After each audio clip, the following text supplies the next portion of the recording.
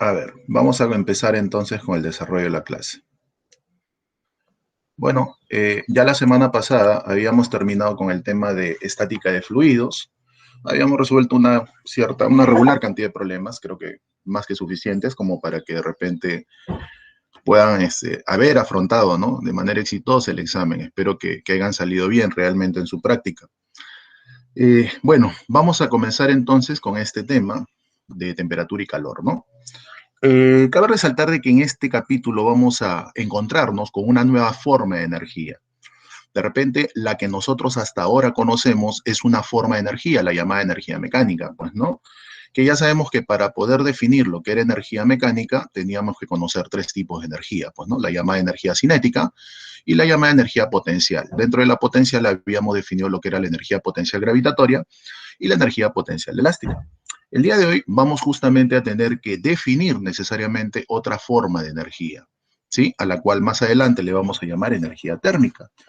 Y es algo de repente que más de uno se ha topado con este fenómeno que probablemente poco lo ha analizado, ¿no? Vamos a suponer, bueno, hoy día, de repente te has levantado bien temprano y has tomado tu desayuno, o de repente, ¿no? Desde las 10 hasta las 10:20 has tomado tu desayuno. Entonces, normalmente, si nos sirven una taza de café, una taza de Quaker o algún tipo de infusión, nos vamos a dar cuenta que normalmente para que esta pueda destilarse, por así decirlo, no, si es una infusión, por ejemplo, necesita de agua caliente, ¿cierto? Bueno, se realiza un proceso que se llama un arrastre, ¿no?, de sólido a líquido. Pero bueno, ese es otro tema, y ese es un concepto de ingeniería realmente. Pero bueno, necesitamos agua caliente, pero obviamente a la temperatura a la cual está el agua, de repente 70, 80 grados, no voy a poder beberlo, ¿no? Entonces, ¿qué es lo que tenemos que hacer? Enfriarlo. Entonces hay dos formas. Una es que de repente la deja a la intemperie un rato, u otra es que la ayude con una cucharita, pues, ¿no? Y le empiece a mover, ¿sí? Más adelante a eso justamente vamos a llamarle, tiene un nombre ese tipo de cómo nosotros de una u otra forma podemos transferir calor. A eso se le conoce también como convección, ¿no? Convección natural es cuando no es perturbado el sistema, y convección forzada es cuando ya lo perturbamos, ¿no? En este caso, cuando agarramos la cucharita y lo movemos, ¿no? De una u otra forma, nosotros agarramos la cucharita y lo movemos, ¿para qué? Para que las zonas calientes del líquido, en este caso, entren en contacto con el aire. Y como el aire está a una menor temperatura, entonces se logra enfriar, ¿no? Y esos fenómenos justamente son los que nosotros de repente podemos apreciar. O quizás llega verano y tenemos, vamos a suponer, unos cubitos de hielo en un vaso y después lo dejamos ahí, a la intemperie, al aire. Nos vamos a dar cuenta que al cabo de un cierto tiempo, ¿no?, de un cierto intervalo de tiempo, los cubitos de hielo se han derretido y han pasado del estado sólido al estado líquido, ¿cierto? Entonces la pregunta es, ¿estos dos fenómenos que estamos planteando a qué se debe? Es decir, ¿a qué se debe que el hielo pasó del estado sólido al estado líquido? ¿Y a qué se debe que de repente esa infusión que estaba a una cierta temperatura, es decir, estaba caliente, como normalmente le llamamos, se ha logrado enfriar, ¿no? Y ahora sí, obviamente, la podemos beber, ¿no? Entonces, todos esos fenómenos justamente nosotros debemos entender que se producen debido a que estos sistemas, en este caso el vaso con cubitos de hielo y la taza con una cierta infusión, están interactuando justamente ¿con quién? Con el entorno, ¿sí? Y al interactuar con el entorno, lo que van a intercambiar, ¿qué cosa es? Una nueva forma de energía, ¿ya? Ahora, debemos entender de que esta interacción ya no es de tipo mecánica. No, nosotros cuando habíamos hablado de interacción, estábamos hablando de una fuerza que actúa sobre el cuerpo y puede producir diferentes efectos, ¿no? Uno de estos efectos que hemos estudiado bastante es la aceleración. Pero en este caso, cuando estos sistemas interactúan con el entorno, en este caso con el ambiente, ya esta interacción no es de tipo mecánica, es otro tipo de interacción, ¿sí? Y debido a esta interacción entre estos sistemas con el entorno, en este caso con el medio ambiente, es que se producen estos fenómenos, que en este caso son el derretimiento de los cubitos de hielo o el enfriamiento de la infusión para poderla tomar, ¿no?, sin ningún inconveniente. ¿Correcto? Entonces, cuando interactúan estos sistemas con el entorno, van a intercambiar una nueva forma de energía. Y a esta energía, comúnmente nosotros le vamos a llamar energía térmica, ¿sí? El calor es una forma de energía térmica. Ya realmente la energía térmica tiene varias connotaciones. Más adelante, esa energía interna le vamos a llamar perdón, a esa energía térmica le vamos a llamar energía interna, ¿no? Ya cuando analicemos la parte de termodinámica, en el que, bueno, en este caso, el análisis de un gas, pues, ¿no? El comportamiento de un gas ya sabemos que es un poco distinto al comportamiento de los sólidos y de los líquidos. Pero bueno, entonces todos estos fenómenos justamente se deben a esto, ¿no? A que justamente estos sistemas interactúan con el entorno. Y al interactuar con el entorno, como vuelvo a repetir, intercambian algo que nosotros de ahora en adelante llamaremos energía térmica, ¿correcto? Ahora, cuando se produce este intercambio de energía, normalmente siempre este intercambio de energía se da mediante un mecanismo. Y a este mecanismo comúnmente nosotros le vamos a llamar contacto térmico. Es como en el caso de ustedes, ¿no? Haciendo una analogía. Un mecanismo para que ustedes ingresen a la uni es justamente a través del centro preuniversitario, ¿no? La otra o el otro mecanismo sería justamente a través del concurso de examen de admisión. Entonces, algo similar, ¿no? Este mecanismo mediante el cual se transfieren este tipo de energía llamada energía térmica, justamente se da mediante un mecanismo al cual le vamos a llamar contacto térmico. Pero acá quiero aclarar un detalle muy interesante. Cuando nosotros hablamos de contacto térmico, no necesariamente implica que las sustancias que van a intercambiar esta forma de energía llamada energía térmica estén en contacto físico. Ya hay que diferenciar lo que es contacto térmico de contacto físico. Es decir, para que haya contacto térmico, las sustancias deben intercambiar ¿qué cosa? Energía en forma de calor o energía térmica, como lo estamos señalando. Pero no es necesario que éstas estén en contacto físico, ¿ya? Por ejemplo, ¿no? El Sol y la Tierra intercambian constantemente energía. En este caso, el Sol, del Sol, mejor dicho, nos llega justamente energía, ¿sí? En forma de calor, energía térmica. Pero ahí, como ustedes se pueden dar cuenta, no es necesario que haya un contacto físico, ¿ya? Entonces, cuando hablamos de contacto térmico, entonces en pocas palabras vamos a señalar que es un mecanismo mediante el cual se produce este intercambio de esta nueva forma de energía llamada energía térmica. ¿Ya? Entonces, eso quiero que quede muy claro. ¿Saben por qué? Porque a veces este tema no es difícil, es un poquito teórico, sí. Y a veces en los términos, el alumno es donde justamente tiene inconvenientes. Y al tener inconvenientes, cuando se le pone una pregunta teórica, pues simplemente no lo entiende y puede responderlo mal. ¿Ya? Por eso estoy aclarando eso. Entonces, ¿qué es la energía? Bueno, cuando estos sistemas empiezan a interactuar con el entorno, intercambian una nueva forma de energía, llamada energía térmica, o energía calorífica, ¿no? Porque el calor es una forma de cómo se manifiesta la energía térmica. ¿Correcto? Ahora, ¿cómo se da este intercambio de energía? Bueno, se da mediante un mecanismo llamado contacto térmico. ¿Correcto? Entonces, como ya les estoy diciendo, para que haya un contacto térmico no es necesario que entre las sustancias exista contacto físico. ¿Ya? ¿Puede haber contacto físico? Claro que sí, pero no es necesario para que intercambien esta nueva forma de energía. Ahora, este intercambio de energía, cuando ya se produce el contacto térmico, las sustancias empiezan a intercambiar energía, ¿sí? Pero por ahí alguien dirá, pero profesor, ¿este intercambio de energía es indefinido? No, va a tener un punto de culminación. Este intercambio de energía termina cuando las sustancias que estaban en contacto térmico dejan de intercambiar energía, ¿sí? Y al dejar de intercambiar energía, van a llegar a un estado. Y a ese estado se le va a conocer como equilibrio térmico, por si acaso. ¿Ya? Entonces, a ver, vayamos por partes y hagamos un resumen. Ya sabemos que entre las sustancias que interactúan, se va a producir un intercambio, ¿no? Van a interactuar intercambiando una nueva forma de energía. Ya esta forma de energía se le llama energía térmica o calor, como quieras llamarlo. ¿Correcto? ¿Cómo se produce este intercambio de esta nueva forma de energía, llamada energía térmica o calor? Bueno, se da mediante un mecanismo al cual le vamos a llamar contacto térmico. ¿Qué es el contacto térmico? Mecanismo mediante el cual dos o más sustancias intercambian energía térmica.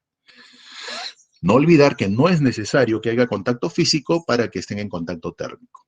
¿Ya? No se olviden de eso. Ahora, cuando dos sustancias o más sustancias están en contacto térmico, intercambian energía, pero no quiere decir que este intercambio sea indefinido. Siempre va a haber un punto de culminación, ¿sí? ¿Y cuándo termina este intercambio de energía? Como ya les había indicado, cuando todas las sustancias que estuvieron en contacto térmico dejan de intercambiar energía térmica o dejan de intercambiar calor. Y cuando eso ocurre, llegan a un estado conocido como estado de equilibrio térmico. ¿Correcto, chicos? Todo lo que les estoy mencionando justamente está resumido en lo que es la diapositiva. Por eso previamente lo he querido comentar. ¿Correcto? Muy bien, entonces vamos a pasar. Bueno, el tema es temperatura y calor, ya lo sabemos, ya sabemos. Bueno, todavía no hemos llegado al concepto de temperatura, pero nosotros tenemos una idea de lo que es la temperatura, ¿no? Nos puede indicar qué tan caliente o qué tan frío se encuentra un cuerpo o una sustancia. A veces utilizamos nuestros sentidos, en este caso el tacto, para poder percibir si una sustancia está muy caliente o muy fría. Pero debemos entender que si nosotros utilizamos nuestro cuerpo, ¿no? O nuestro sentido del tacto para saber si una sustancia está muy caliente o muy fría, no es un buen indicador, ¿ya? La sensación fisiológica no es un buen indicador de que un cuerpo esté muy caliente o muy frío. Es como si yo te dijera, ¿no? Vamos a suponer que estés, qué sé yo, estés en tu escritorio y tu escritorio tenga partes de metal y en estos momentos lo tocas. Si nosotros tocamos un pedazo de metal, ¿no? Nuestro tacto va a percibir que aparentemente ese metal está más frío que el ambiente, ¿no? Y si yo de manera simultánea agarro un pedazo de madera, daría la sensación de que el pedazo de madera está más caliente que el pedazo de metal, cosa que no ocurre, pues, ¿no? ¿Por qué? Porque ambos están al ambiente, dejaron de intercambiar calor, llegaron al equilibrio térmico y por lo tanto ellos, al encontrarse en un estado de equilibrio térmico, van a compartir una propiedad llamada temperatura. Y eso lo vamos a definir luego, pero vamos por partes. Entonces, conclusión, la sensación fisiológica no es un buen elemento para poder medir la temperatura de un cuerpo. Es decir, no es una buena forma de medir qué tan caliente o qué tan frío está una sustancia. Nos podría engañar, ¿ya? Así que hay que tener mucho cuidado. Bueno, ya tenemos la idea de lo que es temperatura, ¿no? Nos puede indicar qué tan caliente o qué tan frío está una sustancia, pero esa es nuestra idea. Ya más adelante vamos a definir el concepto desde el punto de vista físico de lo que es temperatura. ¿Por qué, profesor? Porque de repente ustedes en química también ven temperatura, ¿no? Y la temperatura, ¿qué nos indica? Bueno, de acuerdo al punto de vista químico, nos indica el grado de agitación molecular, ¿no? De una sustancia. Hasta cierto punto realmente los conceptos son similares, ¿no? Sino que en química analizan la parte más íntima de la materia. En cambio, en física mayormente analizamos la parte macroscópica, por así decirlo, ¿ya? Al menos en esta parte. Muy bien. Entonces ya hemos indicado de que esto de que se enfría o se calienta es debido a que justamente estos sistemas o estas sustancias interactúan con el entorno, ¿correcto? Y al interactuar con el entorno, como ya hemos dicho, intercambian una nueva forma de energía llamada energía térmica o energía calorífica. Y esto se da mediante un mecanismo al cual le vamos a llamar contacto térmico, ¿correcto? Bueno, acá señalan, ¿no? Si un cuerpo no puede enfriarse o calentarse es porque no está en contacto térmico, ¿no? Se dice que está aislado, ¿ya? Bueno, una forma de repente comparar un sistema aislado son los termos, ¿no? Que de repente por ahí más de uno tiene en casa, ¿ya? Pero realmente no son sistemas ideales, ¿no? De todas maneras, los termos intercambian energía con el entorno, pero podría asemejarse a lo que es un sistema aislado. Ya, cuando un sistema es aislado, no intercambia energía con el entorno, es decir, no intercambia energía térmica con su entorno, con el ambiente, por así decirlo. Por eso que normalmente los termos están diseñados de un material que tiene capas y eso de una u otra forma aísla justamente al sistema, ¿no? Del entorno. De esa manera, si nosotros ponemos ahí algo muy caliente o muy frío, pues lo va a mantener prácticamente a esa temperatura por mucho tiempo, pues, ¿no?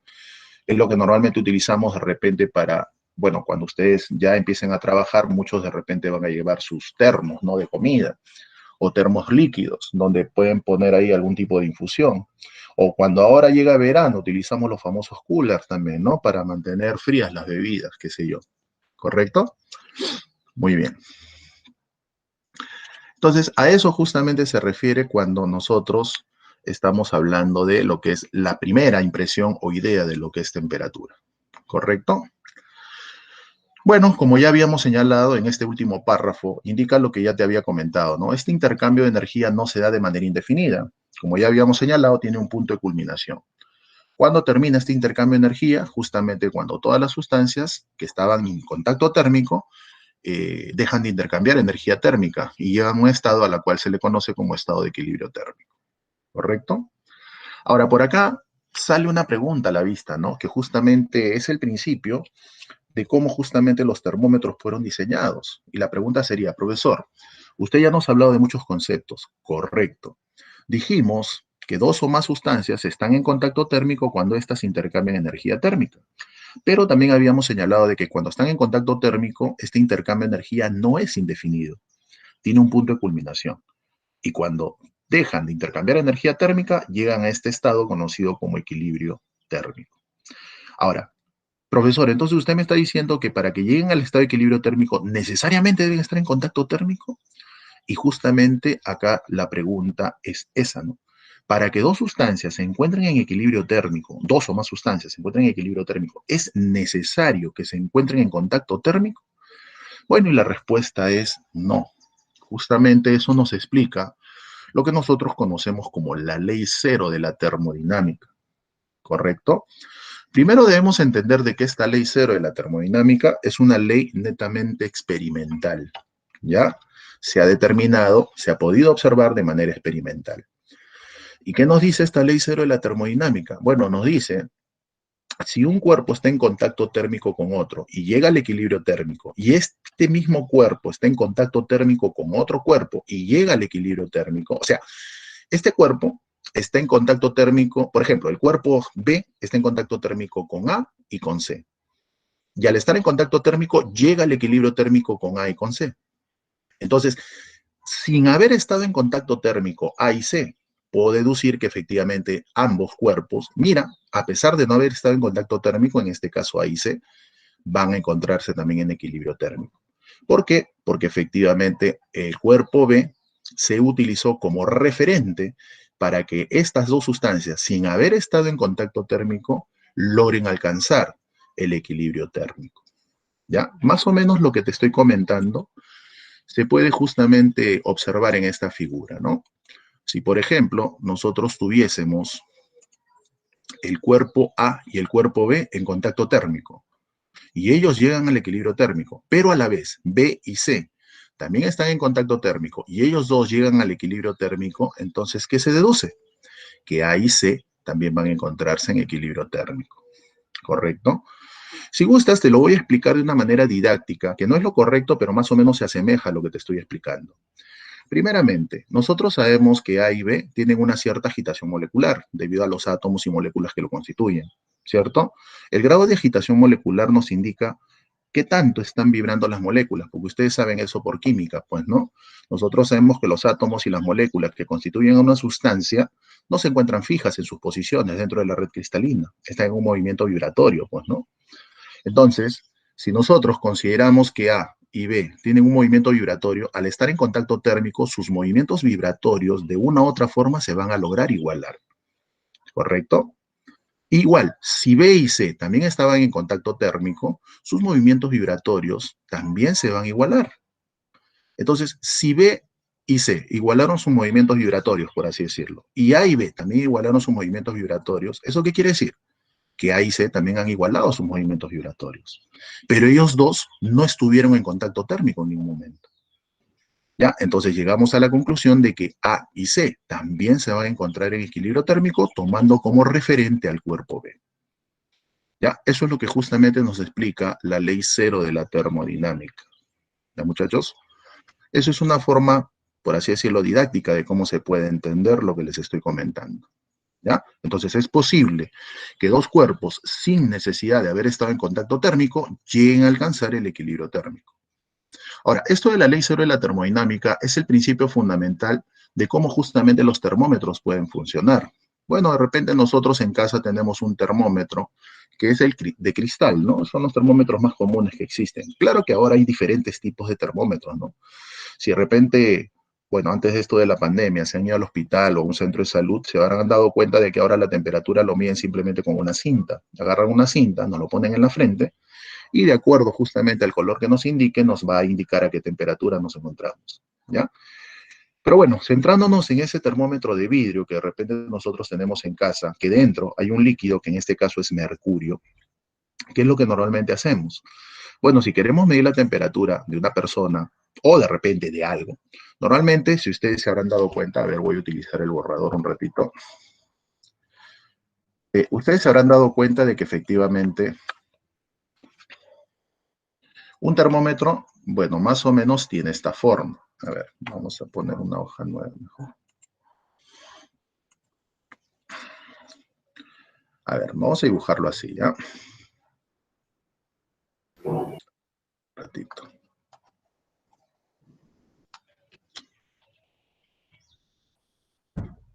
Más o menos así. Me van a disculpar más bien el dibujo. Y bueno, acá el termómetro tiene una especie de metalcito, ¿no? Esto se le conoce también como un bulbo. Y efectivamente acá va a haber mercurio, pues, ¿no? Que es la sustancia que se utiliza debido a que más adelante vamos a hablar de una característica que tienen las sustancias, que es la dilatación. Entonces, cuando un objeto recibe, o mejor dicho, intercambia energía térmica con otro, tiende a dilatarse. ¿Dilatarse qué quiere decir? Incrementa sus dimensiones. Ya, bueno, acá lo he puesto mucho. A ver, vamos a rebajarle más la sustancia. Más o menos hasta acá. Entonces, si yo quiero medir la temperatura de una sustancia, por ejemplo, esta de acá, vamos a poner que sea, qué sé yo, un pedazo de algodón con un cierto líquido, ¿ya? Para que se entienda mejor. Entonces, nosotros sabemos que el termómetro tiene acá graduaciones, ¿sí? Y esto justamente nos indica, cuando ya lo pongo en contacto con la sustancia, nos indica cuál es su respectiva temperatura. Entonces, si nosotros ponemos en contacto el termómetro con este objeto, que yo quiero medir su temperatura, me voy a dar cuenta que el termómetro, vamos a considerar que efectivamente este cuerpo esté a una temperatura mayor, ¿no? Entonces, ¿qué es lo que va a ocurrir? Lo que va a ocurrir es que efectivamente este termómetro que contiene mercurio se empieza a dilatar. Dilatar quiere decir que incrementa sus dimensiones por ese intercambio de energía térmica que estuvo con el cuerpo. Pero si ustedes se han dado cuenta, realmente el mercurio no está en contacto con este cuerpo de azul, está en contacto con el bulbo. Y el bulbo tampoco está en contacto, o sea, mejor dicho, el cuerpo que está de azul no está en contacto con el mercurio. Efectivamente, el mercurio tampoco, sino que ambos cuerpos están en contacto ¿con quién? Con el bulbo. ¿Me dejo entender? Entonces, ¿qué es lo que ocurre? Bueno, si lo explicamos de manera didáctica, este cuerpo azul, al estar en contacto térmico con el bulbo, ¿no? Tiene un movimiento de vibración, por así decirlo, sus átomos y moléculas, ¿no? Está en contacto térmico, llegarán al equilibrio térmico, efectivamente, y lo mismo ocurrirá con el mercurio, ¿no? Igualan sus movimientos vibracionales de sus átomos y moléculas, llegan al equilibrio térmico, ¿y qué me voy a dar cuenta? Que si el bulbo está en equilibrio térmico con el cuerpo de azul y el bulbo a la vez está en equilibrio térmico con el mercurio, entonces ¿qué voy a darme cuenta? Que efectivamente el mercurio y este objeto también están en equilibrio térmico. Por lo tanto, podríamos decir que ellos dos llegaron al equilibrio térmico. Ahora, cuando dos sustancias, dos o más sustancias, llegan a alcanzar el equilibrio térmico, van a compartir una propiedad en común. Y esa propiedad en común justamente es lo que nosotros llamaremos temperatura. O sea, ¿eso qué quiere decir? Que si al final el bulbo logró alcanzar una propiedad en común llamada temperatura T, eso quiere decir que este cuerpo de azul también tendrá una temperatura T. Y el mercurio también tendrá una temperatura T. Ya, esa propiedad en común que logran alcanzar a sustancias luego de haber alcanzado el equilibrio térmico, también se le suele llamar temperatura de equilibrio térmico. ¿Ya? Es por eso que normalmente este T se le llama T sub E también. ¿Ya? Y eso es justamente el principio de funcionamiento de los termómetros, por si acaso. Como ustedes se pueden dar cuenta, este bulbo, sin haber estado en contacto térmico ni con el cuerpo de azul, o mejor dicho, estos dos cuerpos, el cuerpo de azul y el cuerpo, en este caso la sustancia mercurio, sin haber estado en contacto térmico, lograron alcanzar el equilibrio térmico, pues, ¿no? Y vuelvo a repetir, al lograr alcanzar el estado de equilibrio térmico, eso quiere decir que este cuerpo, en este caso el bulbo, va a compartir una propiedad en común con estos dos cuerpos luego de haber alcanzado el equilibrio térmico. ¿Y eso qué vendría a ser? Lo que nosotros llamamos temperatura. ¿Correcto? Ya, no se olviden de eso. Muy bien. Bueno, eso es lo que quería explicar, el principio de cómo funciona realmente el termómetro, pues, ¿no? Que se basa justamente en esto que se conoce como la ley cero de la termodinámica. Muy bien. Lo que te he comentado justamente ya está por acá. El cuerpo B que nos indica que justamente con A y C van a compartir una propiedad en común. Y esa propiedad en común que comparten es lo que nosotros llamaremos temperatura, ¿correcto? Entonces, ¿qué es la temperatura? Lo que justamente ya he comentado hace un momento, ¿no? Propiedad que tienen en común los cuerpos cuando logran alcanzar, ¿qué cosa? El equilibrio térmico. Bueno, en el esquema estamos colocando justamente un vaso que contiene cubitos de hielo y lo coloco en contacto con el termómetro. Entonces, efectivamente, nos va a indicar una cierta temperatura, ¿no? Efectivamente, el mercurio que está contenido se dilata y logra alcanzar una cierta graduación que nos indicará la temperatura. Bueno, acá se ha producido el equilibrio térmico entre el agua y el hielo, pues, ¿no? ¿Correcto? Entonces, nosotros debemos entender de que para medir la temperatura, normalmente lo que nosotros vamos a hacer es utilizar una sustancia que sea conocida y que alguna propiedad de esta sustancia sea fácilmente medible. Bueno, y una sustancia que cumple todos estos requisitos, porque en todas partes podemos encontrar esto, es el agua. ¿Sí? Entonces, normalmente cuando nosotros queremos medir la temperatura de una sustancia, tenemos que escoger justamente una sustancia patrón, como se le llama. Esta sustancia patrón tiene que cumplir dos requisitos importantes, como ya les mencionaba. Primero, debe ser fácilmente conocible, fácilmente reconocible, en este caso el agua. Y además, alguna propiedad que yo quiera medir sea fácilmente medible. ¿Sí? Entonces, para medir la temperatura de una sustancia, siempre lo que hacemos es compararlo con la temperatura que posee justamente el agua. ¿Correcto? Ahora, ¿cómo, o mejor dicho, qué valores vamos a tomar como referencia para medir la temperatura de una sustancia? Vamos a tomar como referencia el punto de congelación y el punto de ebullición del agua. Bueno, el punto de congelación es cuando el agua pasa del estado sólido al estado líquido, o al revés, ¿no? Del líquido a sólido, dependiendo si está ganando o está perdiendo esta forma de energía, llamada energía térmica. Y el otro punto, el punto de ebullición, es cuando pasa del estado líquido al estado gaseoso o al revés, del gaseoso al líquido, dependiendo si gana o pierde esta forma de energía, llamada energía térmica. ¿Correcto? Entonces, de esa manera, nosotros vamos a medir la sustancia, o mejor dicho, la temperatura de una determinada sustancia. ¿Correcto? Bueno, en el esquema justamente estamos viendo que el agua y el hielo, al encontrarse a una temperatura, ¿sí?, determinada, bueno, se encuentran en un estado de equilibrio porque ustedes deben saber esto, ¿no? El agua y el hielo pueden coexistir, es decir, puede encontrar agua y puede encontrar hielo, pero a una determinada temperatura. Y esa temperatura vendría a ser los 0 grados. Y justamente se toma como referencia el punto de congelación del agua, que vuelvo a repetir, se da a 0 grados.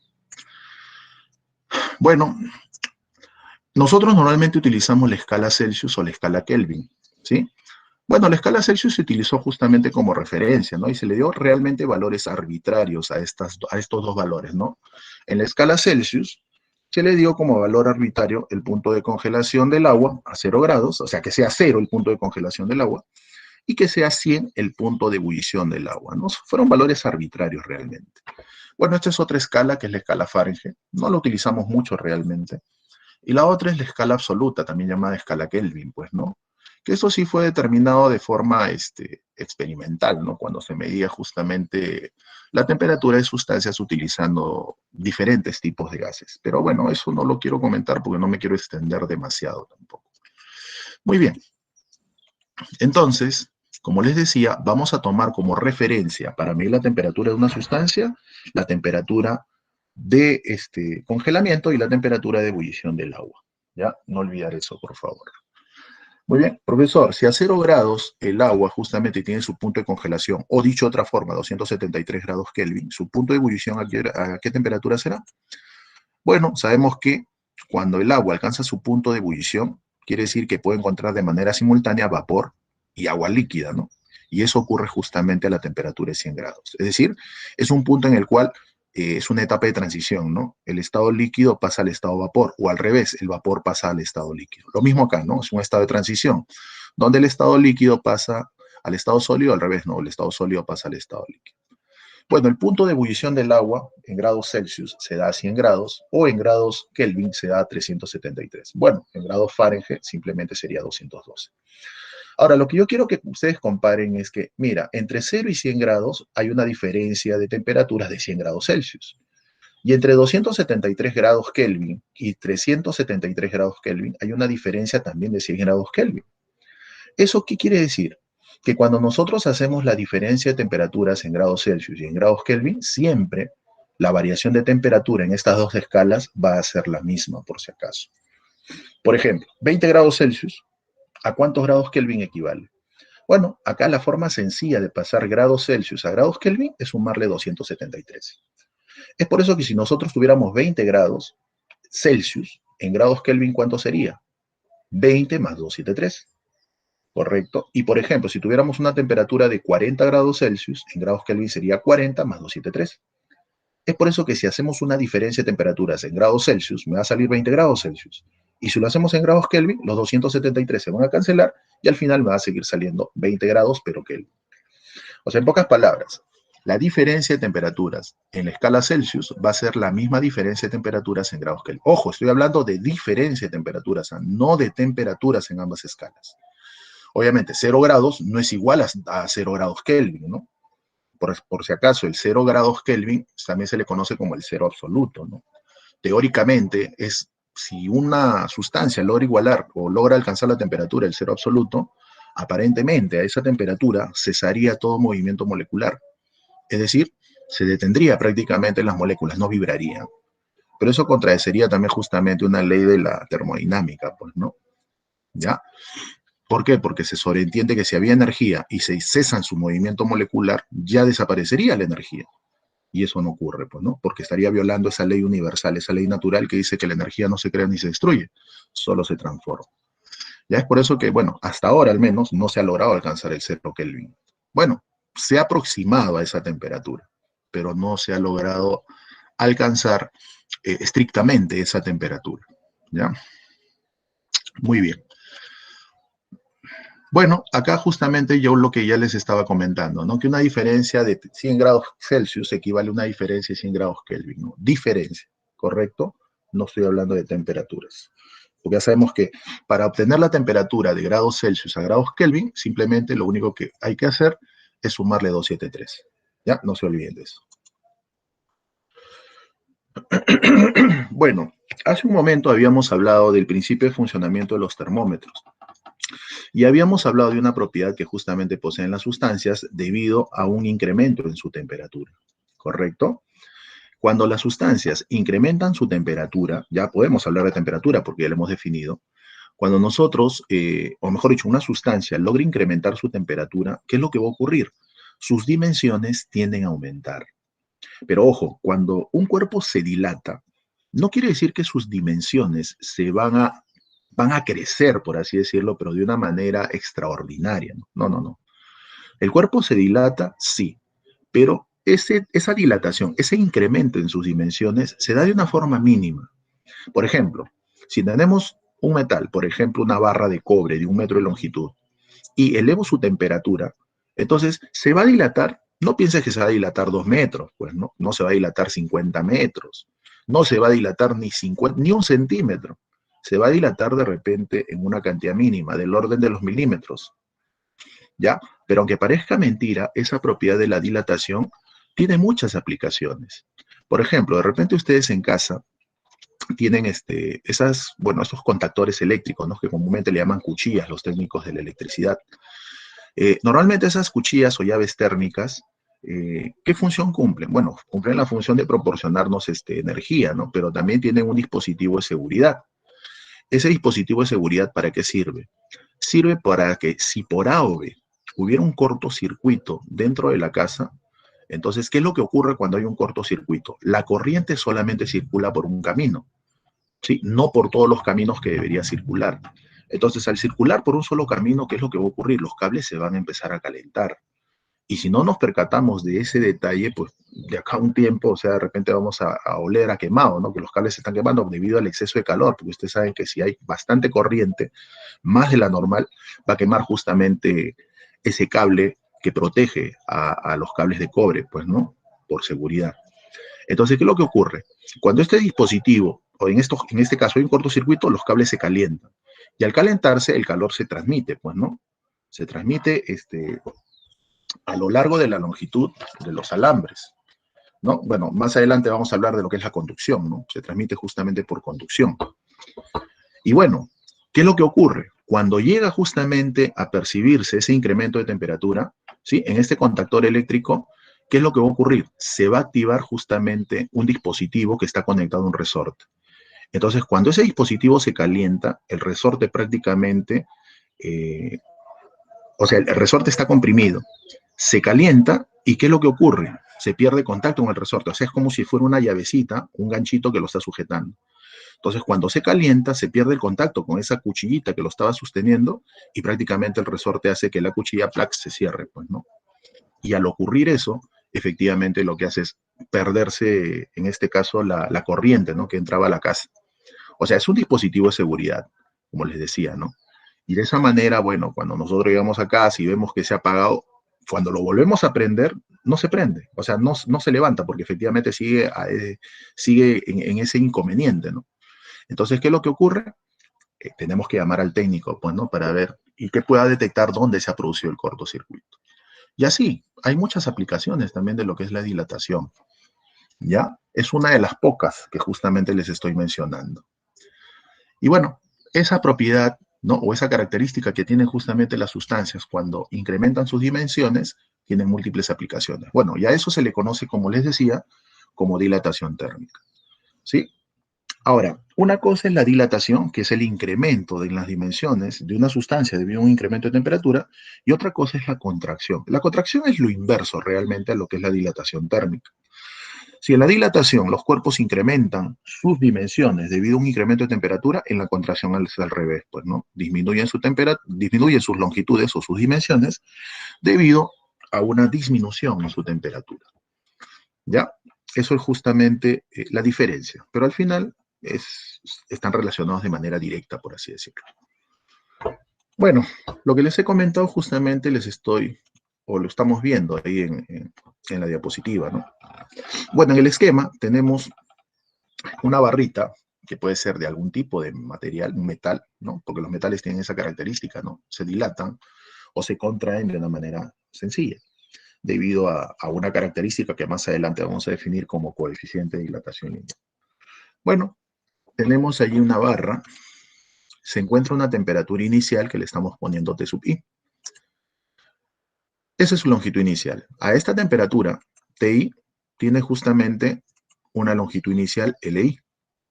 ¿Qué es lo que ocurre luego? Bueno, vamos a calentarlo de repente, ¿no? Lo vamos a poner en contacto, ¿no? En contacto térmico con una sustancia que está a mayor temperatura y finalmente logra elevar su temperatura hasta una temperatura final T sub F, logrando alcanzar una longitud final LF. Entonces, acá debemos entender de que si la temperatura final es mayor que la inicial, entonces la longitud final también va a ser mayor que la inicial, ¿no? Y si la temperatura inicial es mayor que la final, entonces ocurre lo contrario. ¿Ya? Como les decía, o sea, puedo calentarlo o puedo enfriarlo, pero ya hemos dicho que la dilatación o la contracción no se da de una manera extraordinaria, ¿no? Se dan mínimos valores, pero esto tiene bastantes y múltiples aplicaciones, ¿ya? Por si acaso. Muy bien. Bueno, a esto normalmente nosotros lo llamamos cambio de longitud o incremento de longitud. Bueno, experimentalmente se logra demostrar justamente eso, que ese incremento de longitud debido a un cambio de temperatura está directamente relacionado con ese cambio de temperatura. Es decir, es directamente proporcional al cambio de temperatura. Pero no solamente ese incremento de longitud va a depender del cambio de temperatura, sino también se demuestra de manera experimental que ese cambio de longitud o ese incremento de longitud va a depender también de la longitud inicial que tenía la sustancia o el cuerpo en este caso, ¿no? O en este caso la barrita que estamos dándole como ejemplo. Pero no solamente depende del cambio de temperatura, sino que el cambio o incremento de longitud depende también de la longitud inicial y depende también del tipo de material del cual estemos trabajando, ¿no? Es decir, si tenemos una barra de cobre, la barra de cobre, si experimenta el mismo cambio de temperatura y tiene la misma longitud inicial, y lo comparamos con una barra de oro, por ejemplo, nos vamos a dar cuenta que las dilataciones no van a ser las mismas. O sea, si no dependiera del material, entonces yo digo, si tienen la misma longitud inicial y tienen el mismo cambio de temperatura, deberían experimentar el mismo cambio de longitud. Pero eso no ocurre. ¿Ya? ¿Por qué? Porque efectivamente la dilatación también depende de un detalle, que en este caso vendría a ser el tipo de material con el cual estemos trabajando. ¿Ya? Bueno, y cuando se hace el experimento, efectivamente eso se verifica, ¿no? Acá tenemos una gráfica de cómo cambia la longitud en función de la temperatura. Bueno, tenemos acá una sustancia, un material 1. Por eso les decía hace un momento, ¿no? De repente una barra de cobre y una barra de oro, vamos a suponer. Entonces, esta barrita de material 1 se encuentra a una temperatura inicial y para esa temperatura tiene una longitud inicial. Luego, lo pusimos en contacto térmico con otra sustancia que está a mayor temperatura, elevó su temperatura hasta una temperatura final y para esa temperatura final tiene una longitud final. Ahí está. Entonces, ahora vamos a trabajar con un material 2. Igual, mira, vamos a considerar que a esta misma temperatura efectivamente tiene la misma longitud. Luego lo que vamos a considerar es lo siguiente. ¿Tiene la misma longitud inicial? Vamos a experimentar el mismo cambio de temperatura, pero efectivamente, de acuerdo al experimento que se realiza, nos damos cuenta que su cambio o incremento de longitud, como ustedes se pueden dar cuenta, no va a ser el mismo. Va a tener un mayor incremento de longitud.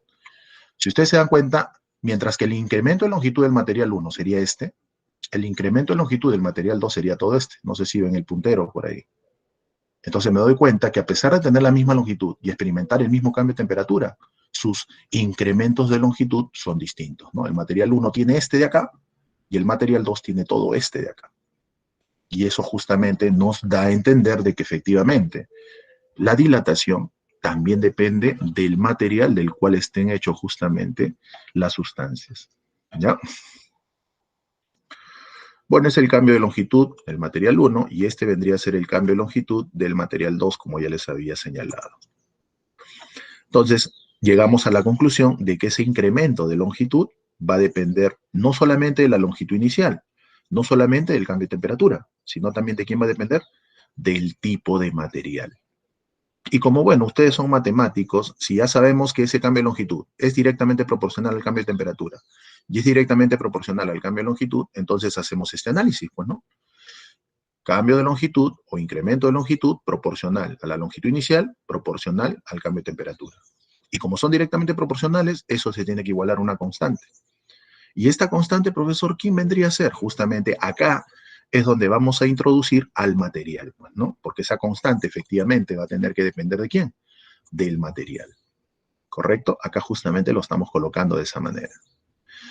Bueno, ya esa constante que depende del material del cual justamente esté hecho el objeto que estemos analizando, se le va a llamar coeficiente de dilatación lineal, que lo representamos con la letra alfa, por si acaso. ¿Ya? No olvidar esto. Bueno, por lo general, el coeficiente de dilatación lineal es del orden 10 a la menos 5. Bueno, su unidad grados Celsius a la menos 1. ¿Ya? Como ustedes se pueden dar cuenta, el coeficiente de dilatación lineal toma valores muy, pero muy pequeños. Y eso explica el por qué cuando un cuerpo se dilata, lo hace en una mínima proporción. ¿Ya? Por eso que normalmente siempre los coeficientes de dilatación lineal van a estar en el orden de 10 a la menos 5, 10 a la menos 6, por si acaso. Muy bien. Entonces, si nosotros ya sabemos que este alfa es el llamado coeficiente de dilatación lineal, entonces de acá simplemente de esta ecuación podemos despejar y obtendríamos esta ecuación. Esta ecuación que nos va a permitir a nosotros determinar qué cosa, cuál es el cambio o incremento de longitud que experimenta una sustancia cuando incrementa su temperatura. ¿Correcto? No olvidar esto. Muy bien. A ver, continuamos ahí.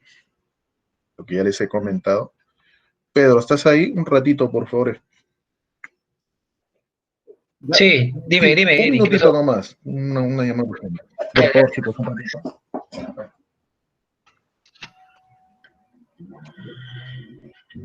Espera un ratito el profesor, chicos.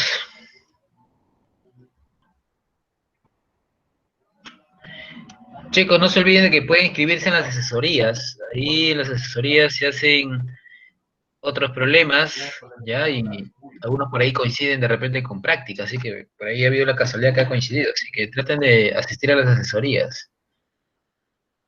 Se resuelven más problemas, ¿no? Y se hacen repasos también ahí. Traten de asistir, chicos. Creo que en todos los cursos, ¿eh?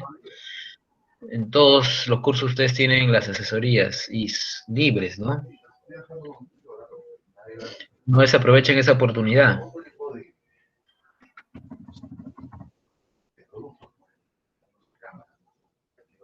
Creo que dos, John, ¿ah? Dos fijas a subir.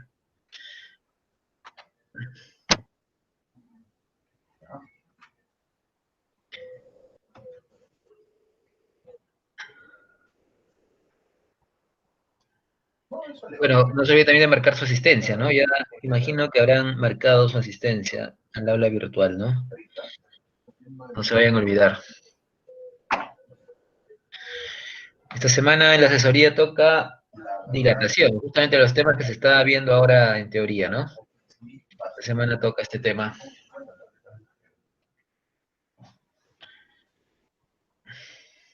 Puedo usar con Windows, de 7 para adelante, Linux, sistema OS, con celulares también, con celulares o con tablets. Android de 7 para adelante. Tiene incluso el producto con dos adaptadores para Windows USB, 2.6, A ver, vamos a... por eso digo, o sea, la web no es comercial, pero es como una marca cerrativa. No, Adrián, recuerda de que es... esto termina cuando llegan al equilibrio térmico, ¿no?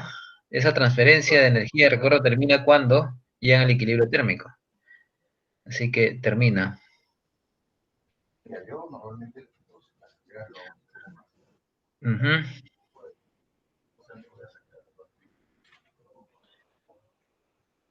Dale, dale.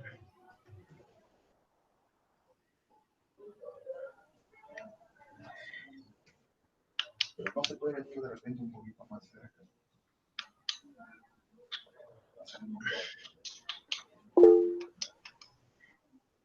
Hay que esperar un ratito al profesor, chicos, no se preocupen. Hay una emergencia por ahí, quizás.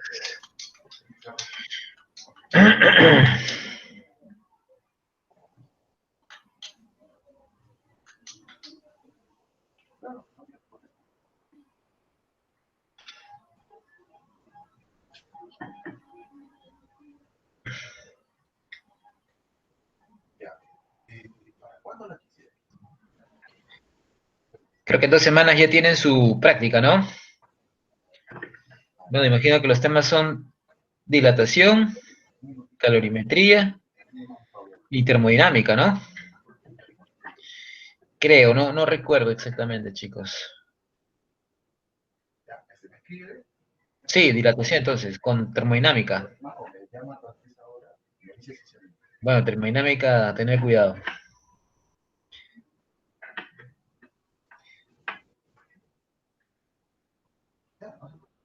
Ahorita le mando las fotos. Calorimetría va a formar parte de su física 2 cuando estén ya en la universidad, ¿no? La uni. Termodinámica. Bueno, yo lo vi en el octavo.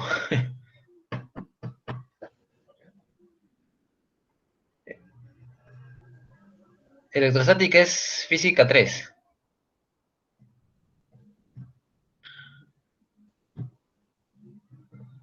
Ahorita están en física 2.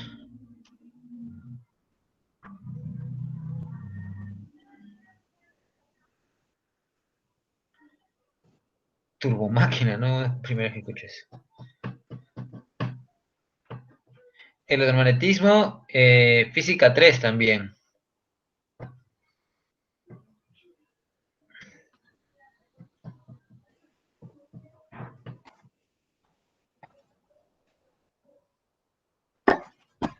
Listo, Eric, te dejo.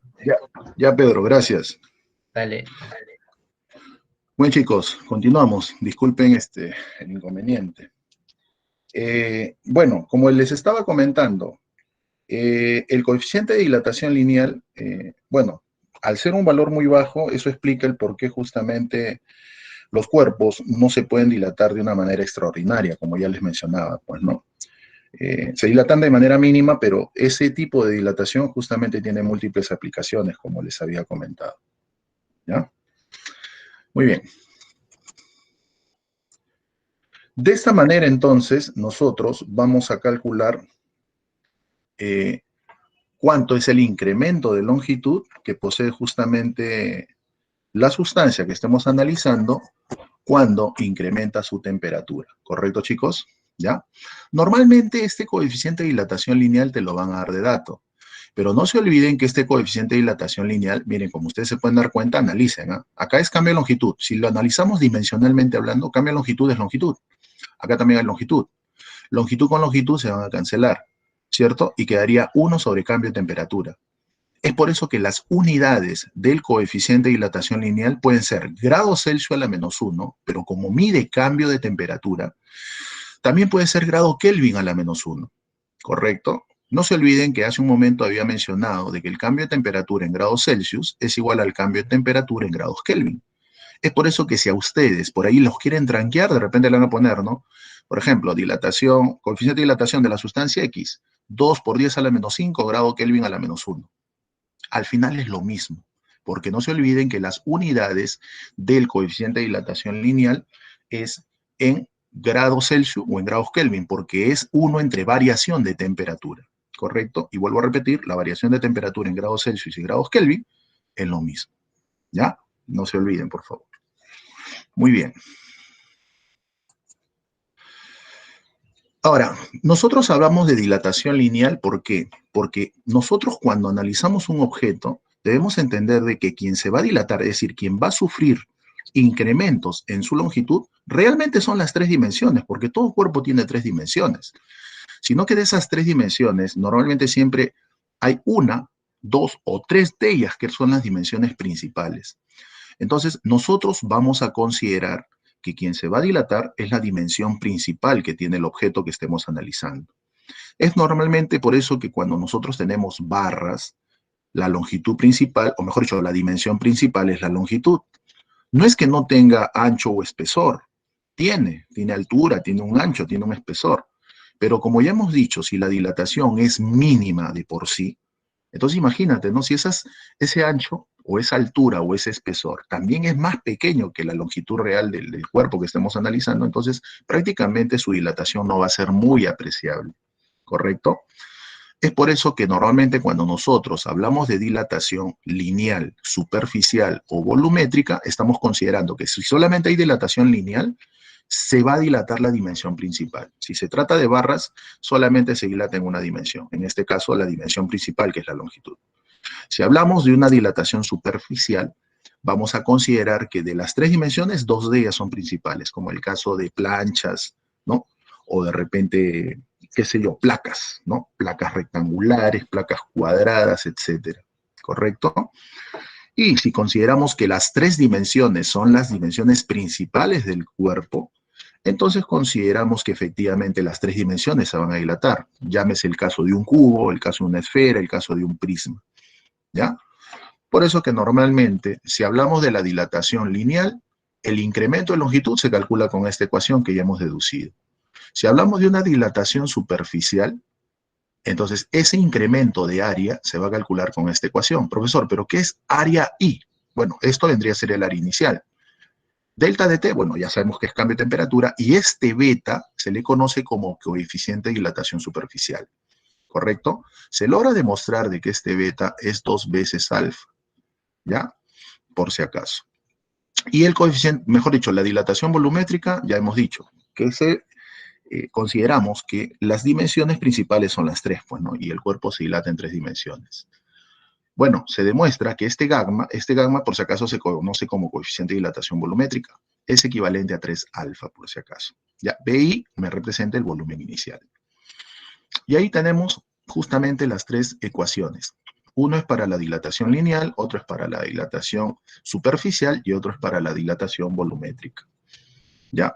Ahora, cabe resaltar que comúnmente nosotros vamos a trabajar con sólidos. Los líquidos, por si acaso, pueden experimentar dilatación volumétrica, ¿no? Normalmente cuando tenemos un líquido contenido en un recipiente y lo calentamos, efectivamente se derrama porque se está dilatando, ¿no? Ese es el caso de la sopa, a veces cuando estamos de repente en la cocina, ¿no? Ayudando a la mamá, a la tía, qué sé yo, a que cocine. Entonces nos damos cuenta que cuando incrementa su temperatura llega un momento en el cual tanto se ha dilatado que se rebalsa, pues, ¿no? Y eso ocurre efectivamente, ¿por qué? ¿Por qué? Porque el líquido, en este caso cuando se calienta, efectivamente se dilata, ¿ya? Pero la dilatación que experimentan los líquidos es una dilatación volumétrica, por si acaso. Muy bien, chicos. Esta es la primera parte que hemos podido analizar. Bueno, ya sabemos que esto se puede dar para sólidos y esto se puede dar para líquidos. Profe, ¿y para gases? Bueno, los gases tienen otro comportamiento. Es por eso que los gases, a tener un comportamiento un poco más complejo, los vamos a analizar de forma separada, ¿no? Eso ya lo veremos en la siguiente clase o en la siguiente semana, pues, ¿no? Que es correspondiente a lo que son gases ideales, y después hablar de las leyes de la termodinámica, ¿correcto? Muy bien.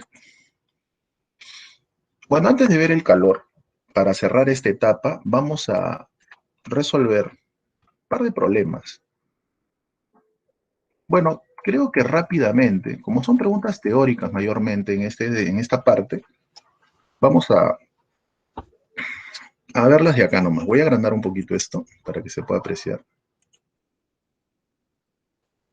A ver, algo rápido. Bueno, nos dice en la primera premisa, acá está, ¿sí? Vamos a resolver este problema. Dice, determine si las proposiciones referidas a la temperatura son verdaderas o falsas.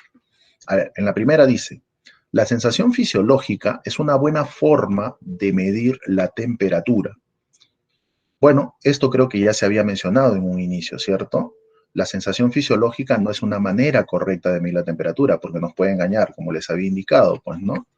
A veces, si tocamos, por ejemplo, una regla que es de metal, y dibujamos, o perdón, tocamos una superficie que es de madera, aparentemente da la apariencia que la madera estuviera más caliente, pero sabemos que eso no ocurre, pues, ¿no? Por lo tanto, la sensación fisiológica no es una buena manera de poder medir la temperatura. Por lo tanto, esto es falso. En la siguiente dice, dos cuerpos en equilibrio térmico se encontrarán a la misma temperatura. Bueno, esto ya lo habíamos mencionado, ¿no? Primeramente, no confundir contacto térmico con equilibrio térmico. Cuando están en contacto térmico es porque se transfieren energía entre ellos. Pero si continúan en contacto térmico, llegará un momento en el cual esa transferencia de energía va a terminar. Y cuando terminan, ambos logran alcanzar un estado conocido como el estado de equilibrio térmico. Entonces, cuando alcanzan el equilibrio térmico, ¿eso qué quiere decir? Que efectivamente va a encontrarse la misma temperatura, ¿no? Verdadero. Y la 3 dice, para que dos cuerpos se encuentren en equilibrio térmico, es necesario que estén juntos. Bueno, nosotros ya sabemos que esto sería falso, pues, ¿no? ¿Por qué, profesor? Porque dijimos que no confundir contacto térmico con contacto físico. El contacto térmico implica que entre las sustancias van a transferirse calor. Y para que esto ocurra, no es necesario que estén en contacto físico, ¿no? Ya les había puesto de ejemplo entre el Sol y la Tierra, pues, ¿no? Se transfieren, o sea, están en contacto térmico porque el Sol efectivamente nos transfiere energía en todo momento, pero no quiere decir que estén en contacto físico. Muy bien, entonces ya sabemos cuál sería la respuesta, ¿no? En este caso la respuesta sería la C. Ahí está. A ver, analicemos otra pregunta teórica. Por ejemplo, la pregunta 33. A ver, ¿qué nos dice? Con relación al concepto de temperatura, determine las proposiciones verdaderas o falsas. A ver, la primera, ¿qué nos dice? La temperatura absoluta es una cantidad física fundamental. Bueno, nosotros tenemos que remontarnos a la primera parte del curso, pues, ¿no? De hace algunas semanas atrás, algunos meses, donde habíamos visto ya lo que eran cantidades fundamentales, ¿no? De acuerdo a su origen, fundamentales y derivadas, ¿no? Y justamente una de las cantidades físicas fundamentales era la temperatura, ¿no? O también llamada temperatura absoluta, ¿correcto? Entonces eso quiere decir que la primera sería verdadera. Es una cantidad física fundamental. La premisa 2 dice, si dos cuerpos tienen igual temperatura, se encuentran en equilibrio térmico. Bueno, si dos cuerpos tienen igual temperatura, ¿se encuentran en equilibrio térmico? ¿Qué dicen ustedes? Tengan cuidado, ¿eh? No se olviden de la ley cero de la termodinámica. Claro, no necesariamente. O sea, dice, si dos cuerpos tienen igual temperatura, ¿se encuentran en equilibrio térmico? No necesariamente, porque la ley cero de la termodinámica ya nos lo explicó. Nos dice que Dos cuerpos pueden estar en equilibrio térmico sin necesidad de estar en contacto térmico. ¿Correcto? ¿Ya? Entonces hay que tener cuidado. Dice, si dos cuerpos tienen igual temperatura, se encuentran en equilibrio térmico. A ver, espera. Yo estoy leyendo mal, creo. Dice, si dos cuerpos tienen igual temperatura, se encuentran en equilibrio térmico. A ver. Hay que analizar bien esa premisa. Creo que es verdadera. Yo creo que estaba leyendo mal. Verdadero creo que es, ¿no? A ver, dice, si dos cuerpos tienen igual temperatura, se encuentran en equilibrio térmico. Claro, eso es verdadero, ¿no? ¿Por qué? Porque yo me estaba confundiendo con lo que era la ley cero de la termodinámica, ¿no? Claro, si dos cuerpos están en equilibrio térmico, es porque tienen la misma temperatura, pues, ¿no? Y eso justamente nos estaba diciendo también la ley cero de la termodinámica, ¿ya? Sino que yo me estaba confundiendo, pensé que decía otra cosa, pensé que decía, ¿no? Dos cuerpos para que estén en equilibrio térmico necesariamente deben estar en contacto térmico y eso es no necesariamente, ¿no? Desde el punto de vista de la primera ley. Ya, aquí hay que tener cuidado, disculpe más bien por la mala interpretación de la pregunta. Entonces, si dos cuerpos tienen igual temperatura, se encuentran en equilibrio térmico, bueno, esto sería verdadero, ¿no? Ya, tengan cuidado. Y la 3 dice, el uso del termómetro para medir la temperatura se basa en la ley cero. Bueno, esto también es verdadero, pues, ¿no? Ya sabemos que la ley cero justamente, como es una ley experimental, justamente se utiliza para realizar el principio de funcionamiento o fundamentar el principio de funcionamiento de los termómetros. ¿Ya? Entonces acá la respuesta sería verdadera. Entonces, todas son verdaderas. ¿Ya? La respuesta sale asno, ¿no? Muy bien. A ver, veamos el siguiente ejemplo. A ver, la 34, ¿qué dice? Si dos cuerpos tienen igual temperatura, ¿estos necesariamente están en contacto térmico? Ahí creo que viene la pregunta, ¿no? Claro. Más o menos me estaba palteando con esa premisa. Dice, si dos cuerpos tienen igual temperatura, ¿estos necesariamente están en contacto térmico? Ahí sí sería falso, ¿no? ¿Por qué? Porque efectivamente la ley cero de la termodinámica ya nos lo explicó esto. Entonces eso es falso. Si están a la misma temperatura, no necesariamente van a estar en contacto térmico, pues, ¿no? Muy bien. A ver, la 2. Dos cuerpos en contacto térmico tienden a un estado final denominado equilibrio térmico. Bueno, eso es cierto, ¿no? Si los cuerpos se encuentran en contacto térmico, ¿sí? Ya sabemos que intercambian energía térmica, ¿sí? Pero este intercambio de energía térmica dijimos que no es de manera indefinida. Llegará a un punto en el cual termina. ¿Y cuándo termina? Cuando efectivamente los dos logran alcanzar una misma temperatura, conocida como temperatura de equilibrio térmico. ¿Ya? Tienden, por eso dice tienden, ¿no? Entonces esto sería verdadero. Y la última dice, el principio de funcionamiento del termómetro se basa en la ley cero de la... Bueno, esto también ya lo habían repetido, creo, ¿no? Esto es verdadero. El principio de funcionamiento del termómetro se basa en la ley cero de la termodinámica. Entonces acá sale burrito, ¿no? La B de burrito. Muy bien. A ver, veamos por acá otra pregunta teórica. La 35. Dice, señala verdadero o falso según corresponda a las siguientes proposiciones. A ver, la primera. La ley cero establece que si un sistema C inicialmente está en equilibrio térmico con los sistemas A y B, entonces A y B también están en equilibrio térmico entre sí. Bueno, eso ya se había explicado en ese esquema, ¿no? Sencillo que justamente se les había mostrado, pues, ¿no? Eso justamente es lo que nos establece la ley cero de la termodinámica. Entonces la primera premisa sería verdadera. La segunda dice, dos cuerpos en contacto térmico deben estar a la misma temperatura. Dos cuerpos en contacto térmico deben estar a la misma temperatura. No necesariamente, pues, ¿no? ¿Correcto? Esto es obviamente falso. O sea, el hecho de que estén en contacto térmico no quiere decir que van a estar a la misma temperatura. Como habíamos puesto de ejemplo al inicio, ¿no? En la introducción. En este caso, una taza de café con el ambiente, pues no están a la misma temperatura, pero sin embargo están en contacto térmico. ¿Por qué? Porque el contacto térmico justamente es eso. Intercambio de esta nueva forma de energía, llamada energía térmica. ¿Correcto? Muy bien, chicos. Veamos ahora el siguiente. Y la tercera dice, si un cuerpo 1 tiene la misma temperatura que otro 2, entonces la cantidad de calor que tiene 1 es igual a la que tiene 2. Bueno, eso ya también creo que al inicio habíamos indicado. Y si no lo indiqué, bueno, todavía no hemos hablado de calor, pero acá tengan mucho cuidado, ¿ya? A veces el alumno piensa que el calor se puede acumular, se puede almacenar, y piensa que los cuerpos que tienen más masa acumulan más calor, o los cuerpos que están a más temperatura almacenan más calor, y eso es falso. Hay que tener cuidado y les voy adelantando. El calor no se puede acumular, no se puede almacenar. Lo único que ocurre es que el calor se transfiere de un cuerpo a otro debido a una diferencia de temperaturas. Y el calor siempre tiene esa característica, ¿no? De fluir de los cuerpos de mayor temperatura hacia los cuerpos de menor temperatura. Ya hay que tener mucho cuidado. Entonces esta sería falsa, ¿no? Bueno, la respuesta sería entonces la de dedo, ¿correcto?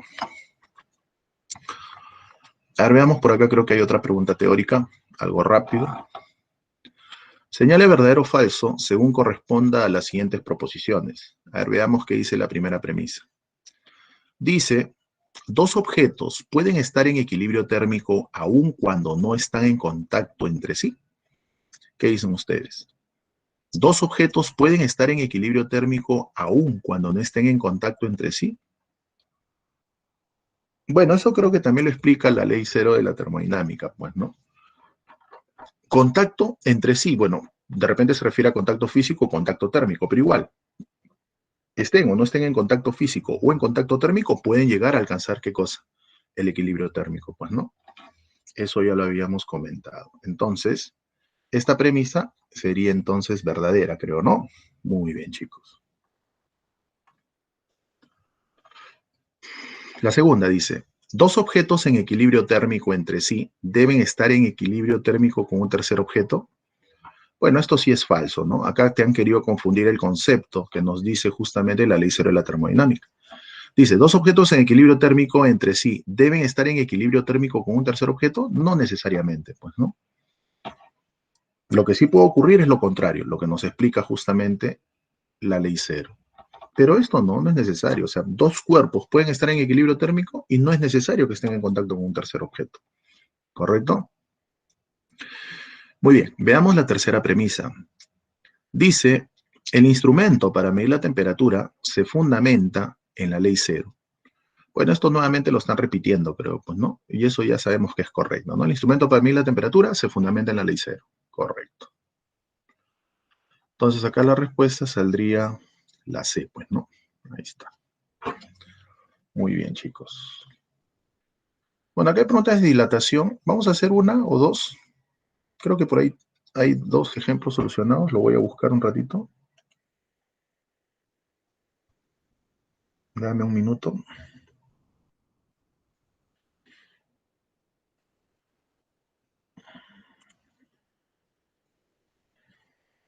Este creo que es.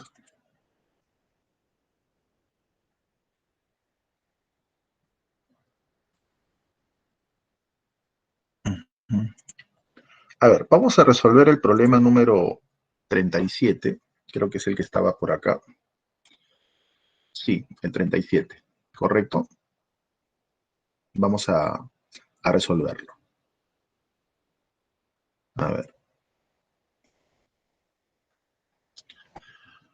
Bueno, este es un problema que también ya es conocido, pues, ¿no? Dice, determine el incremento de temperatura al que deben someterse las barras para que hagan contacto. Te dan los datos que la longitud de A es 2L y la longitud de B es 3L. Bueno, me dan los coeficientes de dilatación lineal, que en este caso para A es 1,5 por 10 a la menos 4, y para B es 2 por 10 a la menos 4. Bueno, ¿cómo resolveríamos este problema? Primero hay que entender el fenómeno, pues, ¿no? Lo que va a ocurrir es que estas dos barras se van a empezar a calentar. Y al calentarse, obviamente, ¿qué es lo que va a ocurrir? Bueno, al estar en contacto térmico con sustancias que se encuentran a mayor temperatura, de repente una flama, qué sé yo, ¿qué es lo que va a ocurrir? Estas empiezan a dilatarse, es decir, empiezan a incrementar su longitud, ¿correcto? ¿Y qué es lo que va a ocurrir? Obviamente estas dos barritas empiezan a incrementar su longitud y llegará un momento en el cual estas dos tienden a juntarse, ¿no? Y si la dilatación es lo suficientemente grande para que estas dos barritas se encuentren, entonces lo van a hacer. Y eso es lo que prácticamente me está indicando el problema, ¿no? Me dicen, ¿cuál debe ser el incremento de temperatura que deben experimentar ambas barras? Claro, acá debo considerar que ambas barras las voy a someter al mismo calentamiento y ambas barras se van a dilatar de tal manera, o sea, no se van a dilatar de la misma forma, sino van a experimentar el mismo incremento de temperatura, ¿sí? De repente ahí están a una temperatura ambiente, vamos a suponer que sea 25 grados, y luego cuando las caliente, ambas barras van a experimentar el mismo incremento de temperatura. Entonces, la barra A se va a dilatar hacia la izquierda, la barra B se va a dilatar hacia la derecha, y al final estas dos se van a encontrar, ¿no? Estas dos dilataciones. Entonces, muy bien, lo único que simplemente tengo que hacer es sumar la dilatación de A, o sea, el incremento de longitud de A, sumar el incremento de longitud de B, y se sobreentiende que esos dos incrementos de longitud, o esas dos dilataciones, me tiene que dar como resultado el espacio entre ellas, ¿no? Que en este caso es L sobre 100. Bueno, entonces si ya entendí el problema, pasamos a resolverlo nada más, ¿no? Bueno, el incremento de temperatura que experimentan las barras debe ser tal que se cumpla esto, pues, ¿no? El incremento de longitud de A más el incremento de longitud de B me tiene que dar ese espacio que lo separa, pues, ¿no? Que en este caso es L sobre 100. Bueno, el incremento de longitud de A, ya sabemos por ecuación que lo puedo calcular como coeficiente de dilatación lineal, longitud inicial por el incremento de temperatura. Y el incremento de longitud de B de la misma forma, pues, ¿no? El incremento de longitud de B lo puedo calcular también de la misma manera, pues, ¿no? Como coeficiente de dilatación de B, longitud inicial de B, por el incremento de temperatura. Ahora, todo esto son datos, pues, ¿no? Y eso me tiene que dar el espacio que había entre estas dos barras. Ahí está. Bueno, lo único que simplemente queda es despejar y obtener justamente ese incremento de temperatura. Bueno, este L sobre 100 ya sabemos que es 0,01 L. Bueno, acá tengo justamente estos valores de acá, donde efectivamente alfa de A y alfa de B son conocidos, las longitudes iniciales también están en función de L, y de allí justamente los voy a poder determinar, ¿correcto? Bueno, si nosotros reemplazamos los valores tal y como aparecen ahí, efectivamente, y hacemos la cancelación de las longitudes, reducimos la expresión, nos va a salir como resultado 11,1 grados Celsius, ¿correcto? Bueno, es un problema, como les decía, no tan difícil, sinceramente. A ver, chicos, si le van a tomar alguna captura de pantalla, háganlo, si no, para pasar a ver el siguiente ejemplo.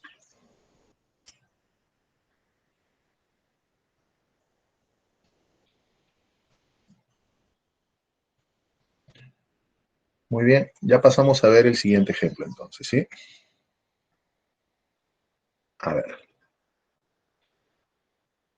Bueno, la clave sería la C, pues, ¿no? A ver, ¿cómo resolveríamos este problema?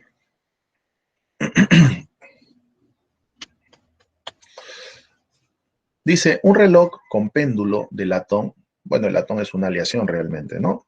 De dos metales.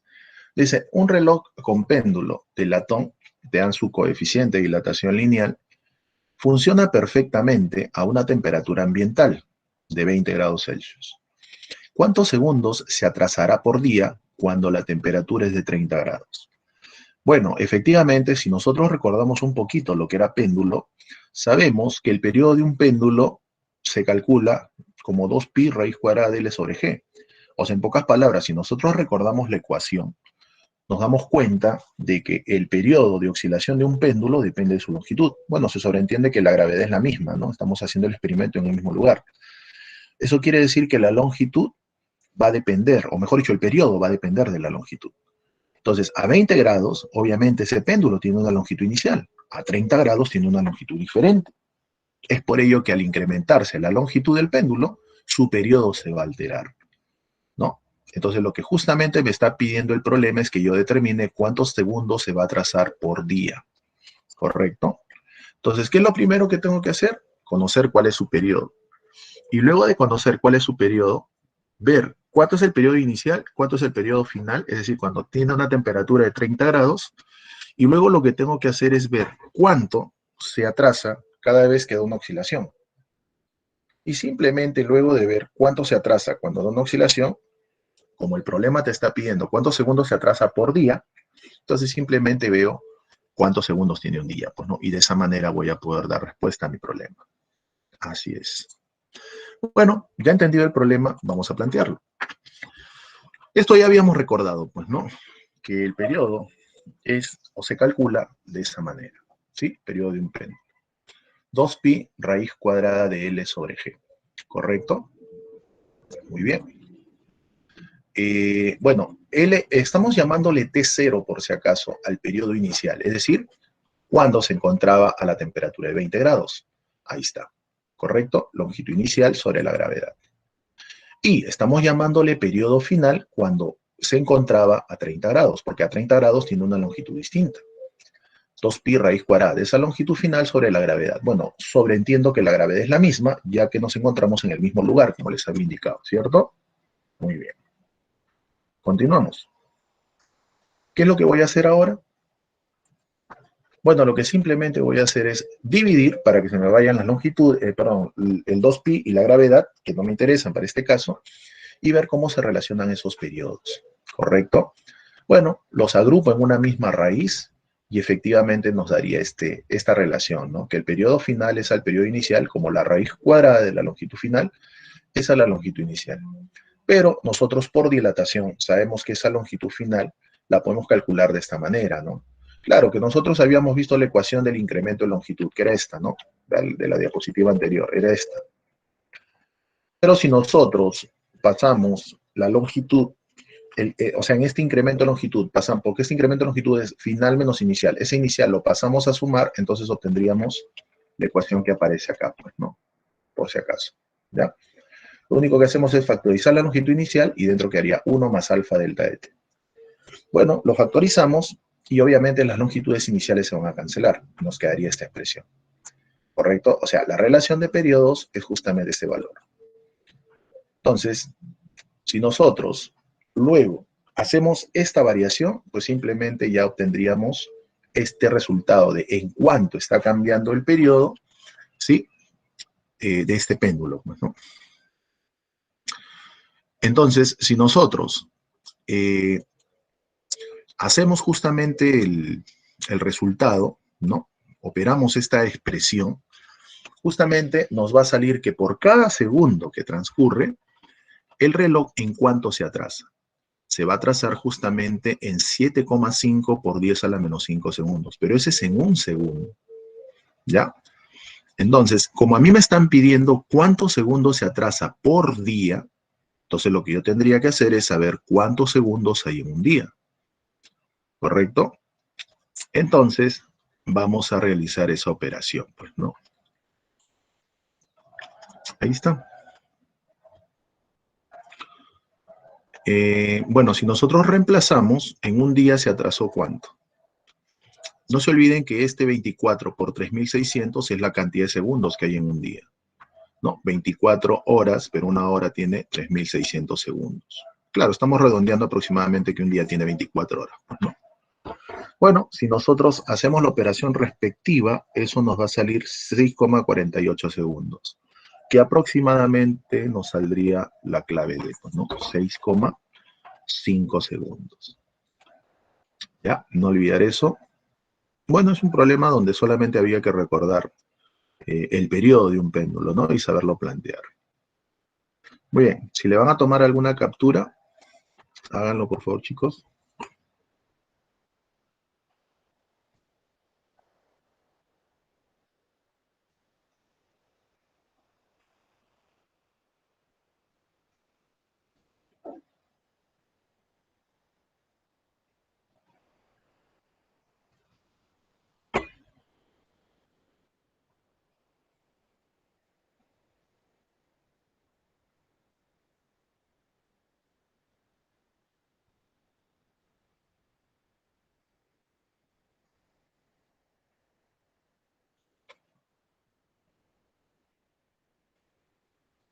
Ya pasamos a ver el siguiente, ¿no?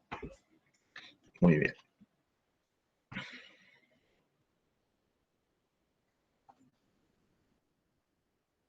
Bueno, esto ya es un problema sobre lo que es, bueno, lo que comúnmente conocemos como el equivalente mecánico del calor. Ya, entonces vamos a ver la primera parte de lo que es calor. Y bueno, hasta donde lleguemos, ya después el día jueves complementamos con lo que nos hemos quedado, pues, ¿no? A ver, como ya les había comentado, primero debemos entender de que el calor es una manifestación de la energía térmica. Como les decía, la energía térmica, su concepto, su connotación es más amplia. Y el calor es una de las formas de cómo se puede manifestar la energía térmica, ¿correcto?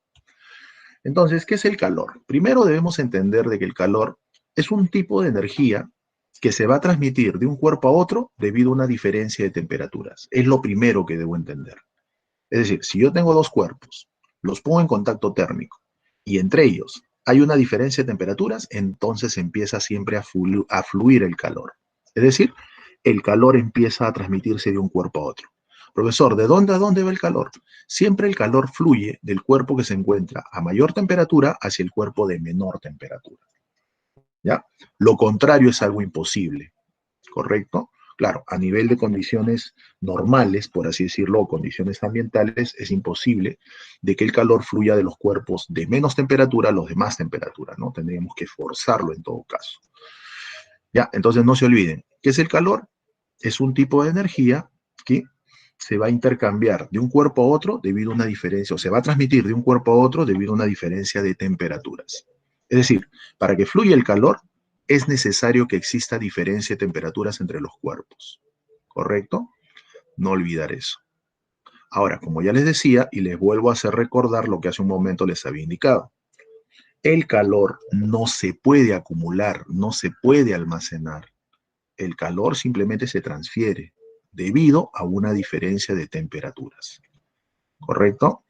No se olviden de eso. Ahora, para medir el calor, normalmente vamos a utilizar dos tipos de unidades, pues, ¿no? La primera unidad, bueno, es la llamada caloría, que es una unidad que se utilizó bastante en el pasado, ¿no? ¿Por qué? Porque, bueno, esto de la caloría proviene de un nombre, ¿no? Que justamente le dieron en ese tiempo, ¿no? Llamado calórico, pues, ¿no? Antes se pensaba de que un cuerpo ganaba calor cuando ganaba una especie de fluido. Es decir, si un cuerpo incrementaba su temperatura, antes se pensaba que es porque este fluido que ellos habían llamado calórico había entrado al cuerpo. Y al entrar al cuerpo logra que su temperatura se incremente. O si un cuerpo disminuía su temperatura es porque había perdido este fluido llamado el calórico. Ya es por eso que por la fuerza de la costumbre justamente se quedó con ese nombre, ¿no? De caloría, la unidad con la cual se mide el calor, ¿no? Si una persona se enfermaba y bajaba su temperatura, le bajaba la presión, decíamos que había perdido calórico, ¿no? Había perdido este fluido. Igual, ¿no? Si incrementaba su temperatura, igual ha ganado calórico. Bueno, son términos que justamente se utilizaron en el pasado, ¿no? Pero ahora nosotros sabemos que el calor es una forma de energía y al ser una forma de energía debe medirse en una unidad, que ustedes ya saben que la energía, de acuerdo al Sistema Internacional de Unidades, se mide en Joule, ¿correcto? Pero cabe resaltar de que en este capítulo mayormente vamos a trabajar no con la unidad Joule para el calor, salvo algunas excepciones. En este capítulo mayormente vamos a trabajar con las calorías, ¿ya? Hay que tener cuidado. Bueno, veamos. Tenemos dos objetos, en este caso el objeto A y el objeto B. Están a diferentes temperaturas. Si yo los pongo en contacto térmico, ya sabemos que contacto térmico no significa que necesariamente haya contacto físico. ¿Puede haber contacto físico? Sí, pero no necesariamente.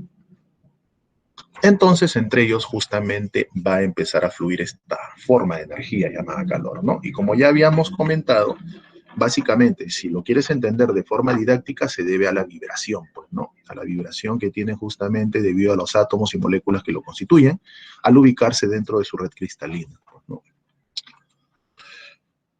Bueno, al alcanzar el equilibrio térmico ya sabemos qué es lo que ocurre, pues, ¿no? Ambas sustancias llegan a alcanzar una temperatura común. Y a esa temperatura común se le va a llamar temperatura de equilibrio térmico, ¿no? Se le suele representar así. T y como un subíndice el EQ.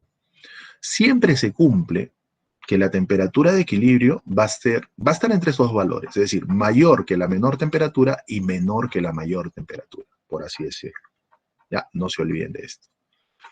Muy bien, entonces, la temperatura de equilibrio siempre va a encontrarse entre esos dos valores, ¿correcto? Muy bien. Entonces, si consideramos que A tenía menor temperatura que B, efectivamente, luego de alcanzar el equilibrio térmico, quien va a elevar su temperatura es A. Y obviamente, si A está ganando, ¿no? Eleva su temperatura porque está absorbiendo, está ganando calor. Entonces, debo sobreentender de que si A gana calor, es porque B lo debe estar perdiendo, ¿no? Por eso que B disminuye su temperatura, pierde calor, ¿ya? Entonces, siempre eso ocurre, ¿no? Por un balance simple. Bueno, lo que gana uno es lo que pierde el otro, ¿no? Es lo que normalmente podemos apreciar en muchos aspectos de la vida, ¿no? Y obviamente de la naturaleza también, ¿correcto?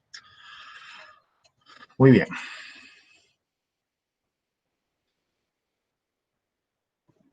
Bueno, lo que ya les he comentado está escrito por acá, ¿correcto? Claro. Ahora, bueno, por si acaso les hago este comentario, ¿no? Al calor también se le llama energía en tránsito, ¿no? ¿Por qué? Porque transita de un cuerpo a otro debido justamente a una diferencia de temperaturas, ¿ya? También se le llama, o sea, se le suele llamar en algunos libros, ¿no? Energía en tránsito, ¿ya? Por si acaso. No olvidar eso. Bueno, entonces esto ya también lo habíamos comentado, pues, ¿no? Existe una transferencia de energía entre esos cuerpos que se encuentran a diferentes temperaturas. Pero ya hemos dicho, vuelvo a repetir, el calor no se puede acumular, no se puede almacenar, solo se transfiere debido a una diferencia de temperaturas. Profesor, ¿y si dos cuerpos están a la misma temperatura? Pues simplemente entre ellos no se va a transferir calor, ¿correcto? ¿Ya? Entonces hay que tomar en cuenta eso. Bueno, acá está la definición que ya justamente hace un momento lo habíamos indicado, pues, ¿no? O sea, que hay transferencia de energía entre dos cuerpos que se encuentran en contacto térmico que ocurre de manera espontánea. De manera espontánea quiere decir de forma natural, no forzada. ¿Está bien? Del cuerpo de más temperatura hacia el cuerpo de menos temperatura.